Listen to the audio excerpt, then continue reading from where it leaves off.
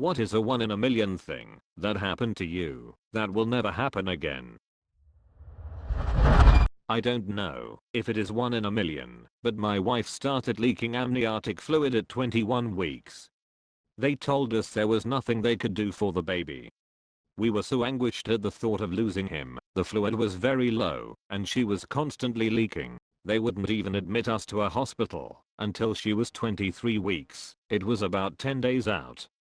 It was the longest 10 days of our lives. We were going to the doctor constantly just for them to monitor and get a sonogram. The day before she hits 23 weeks, my wife says she doesn't feel like she is leaking anymore. Our fear is that she has ran out of amniotic fluid. On the morning of 23 weeks we go to the doctor and get a sonogram. The plan all along was, as soon as we hit 23 weeks, we'd go to the doctor's office to confirm fluid level, and then they were going to send us to the hospital straight from there. Somehow the amniotic sac that was ruptured had sealed. To everyone's surprise, the fluid was back to normal range. We were all in shock. The doctor tells us to just take it easy and we can head home. My wife delivers our son at full term with no health issue. Everyone at the hospital tells us how lucky we are to have the amniotic sac seal. After the birth, the doctor tells me that in the 40+ years of delivering babies, he could count the number of times on one hand that he has seen amniotic sac ruptures heal. I don't know the odds, but I do know my wife and I are incredibly lucky to have our little man. He is 10 months old today as well. I was struck by lightning. The 22nd story of John Hancock Tower in Boston, the big glass one, through a conference room window. The storm was very pretty, but I don't go near windows during storms anymore. Edit. Well, this blew up. Since folks are asking, here's my best Goa description. The top of my head felt like a bad sunburn, but only briefly. The entire surface of my body felt tingly, like being gently electrified. When it happened, my entire plane of vision was the whitest bright light I'd ever seen. It was very quick, as you might imagine. I went back to my desk and googled it to figure out WTF had happened. No cool scars. No after effects other than the story itself. One time I was in Jimmy John's drive-thru ordering a sandwich for dinner before I had to commute an hour to my night shift job. It was storming pretty good, but that's not uncommon in the Midwest. Lightning struck right behind my car in the drive-thru. I screamed holy duck mid-order. The loudest thing I've ever heard in my life.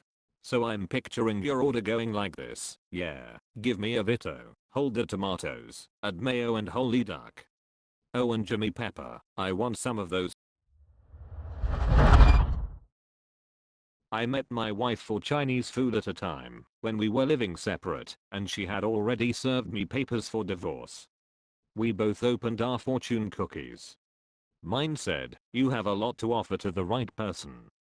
Hers said, "Give him another chance." I saw the first hint of consideration in her eyes.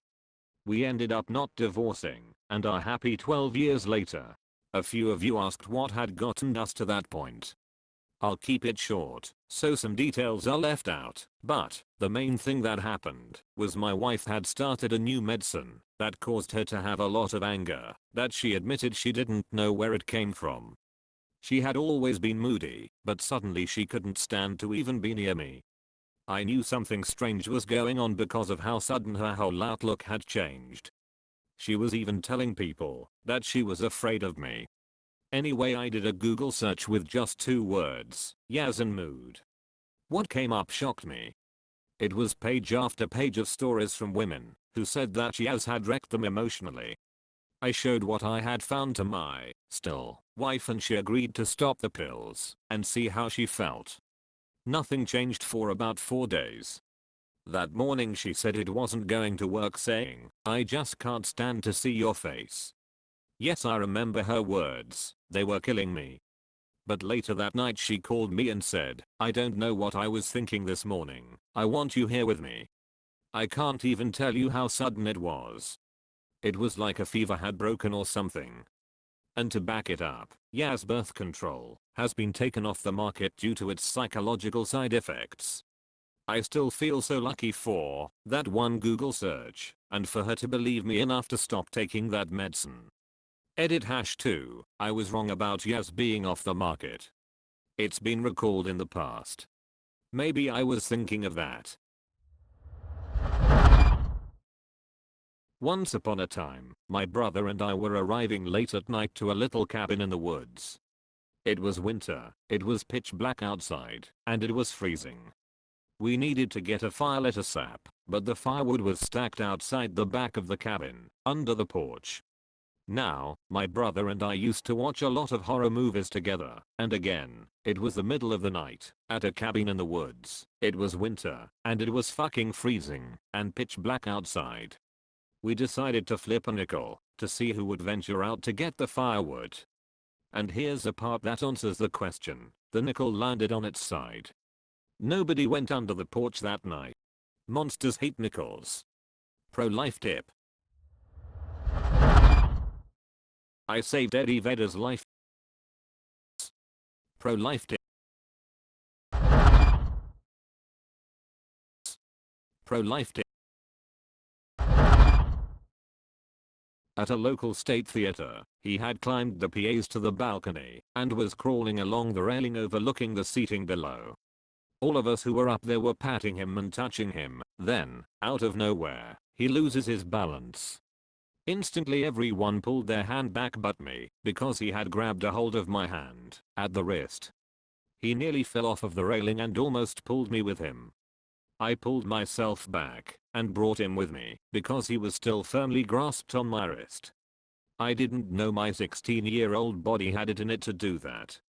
If he hadn't grabbed me when he did, he would have gone over. If I hadn't hit the railing like I did, I would have too. I went to a bar with some friends in college. I drove cause I hate drinking, I just like going to the bar to dance and stuff. I started talking to this girl when her and her friends came over to talk to one of my friends. She is absolutely obliterated drunk, like she can barely stand, and I'm basically holding her up. She then starts making out with me, and while I'll be honest it was probably a little sleazy of me, I just went along with it, because I don't really get a lot of action most of the time. Because of this my friends left us alone and her friends disappeared as well. So now it's just me and her, and I have no idea where my friends are, or where her friends are. As much as her drunk self wants me to, I have no intentions of taking this girl home, but I'm also not leaving her at the bar in her condition either. I step outside with her and call my friends, who proceed to tell me what an idiot I'm for worrying about them and that they'll cap home and to just focus on the girl. So at this point I start asking her where she lives, and she tries to explain it to me, but it's the beginning of the school year and she just moved into her new place and doesn't know all the road names yet, and I can't figure out where she's talking about. So I'm just like, duck it, you're sleeping at my house, we'll figure this out in the morning. I get her in the truck and drive back to my house, and by the time we get there she's basically passed out, which is good cause I'm pretty sure she would have wanted to duck if she wasn't. Don't get me wrong, she was hot, but I'm really not comfortable having sex with drunk girls, no matter how much they want it. I carried her inside, laid her down on the bed, and then went to sleep beside her. The next morning, when she woke up, I explained to her what happened and offered to take her home. We both stepped out on my front porch, and she just looks at me and goes, I don't need you to drive me home, that's my house, and points across the street. This girl is literally my neighbor. I hung out with her a few more times after that, but she ended up dropping out and moving home, and I kinda fell out of touch with her after that. I was substitute teaching a gym class. The class was sitting at the 3-point line. I was facing them, telling them what we were doing that day. Had a basketball on my hip. Kid raised his hand. I bet you can't even shoot a basketball. I stared at him and tossed it backwards over my head with one hand. They howled in shock. Apparently it went in. I never broke eye contact with the kid. Alright. Line up. Cool cats don't look back.